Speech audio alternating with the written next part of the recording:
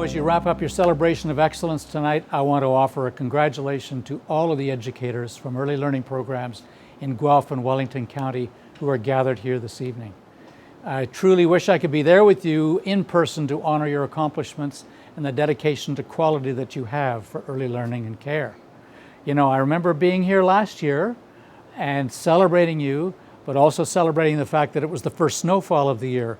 Hope you have dry roads on your way home tonight.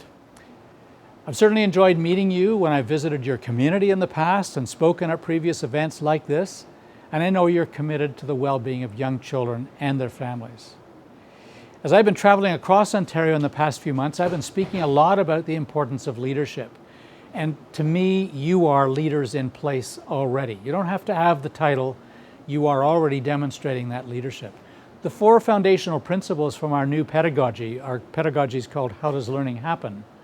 For the early years, apply not just for young children, they relate to us as leaders, you and me as leaders as well. So the first of these 4 foundations is belonging. And one of the questions I ask early years professionals like you is this: when did you become a leader? I don't ask when do you want to be a leader.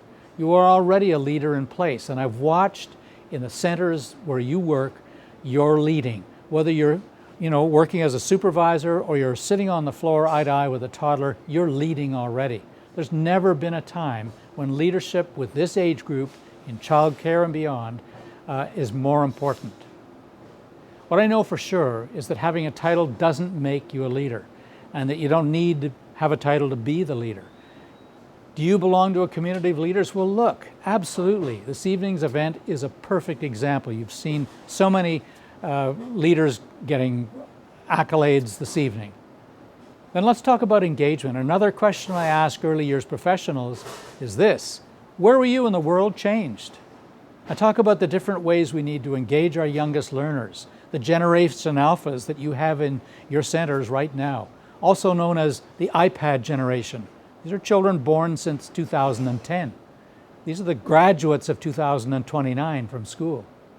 The children who are in our early years programs now, who learn how to navigate an iPad long before they learn to walk. But we also need to be mindful of our generation, our own generation, and our own learning preferences to keep ourselves engaged in our own leadership journey on a daily basis. As leaders in place, you need to know and to be aware of what stands in our way. Do you have the confidence to express your leadership? What would you do if you weren't afraid to express that? You need to be bold, fearless leaders, and you need to be the champions of young children and of yourself. The kind of change happening right now in childcare and the early years makes many people uncomfortable. It's a little outside that comfort zone, and it takes courageous leadership on your part to help transform this system from the inside out. So, finally, leadership is also about well-being, about finding balance in your professional and personal life, or, finding the perfect imbalance. Because sometimes work will take more of your time and energy, and sometimes it'll be your personal life that does that. What we do is hard work, but as I often say, it's heart work. Here's something else I know for sure. 8 cups of coffee each day does not equal 8 hours of sleep each night. Wise leaders understand that no matter how important the work you're doing or the cause for which you're rallying, you need to take care of yourself. You've heard the saying, carpe diem, seize the day. Well, I say carpe noctem, seize the night. Work hard for children and families during the day, but then go home and enjoy your personal life. Go to movies, have friends over, go to concerts, do all the things that mean you can come back and be 100% with the kids and really in perfect shape to deal with those children the next day.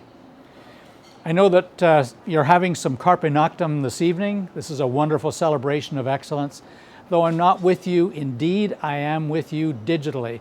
And I join my early years division colleagues in congratulating all of you and offering you our profound appreciation for the amazing work you're doing on behalf of children and families. The other thing I'd like to say is a profound thanks to the child care center in which I'm filming and causing all sorts of difficulties. So we'll hope that we can now release the kids and interact with them. Thank you.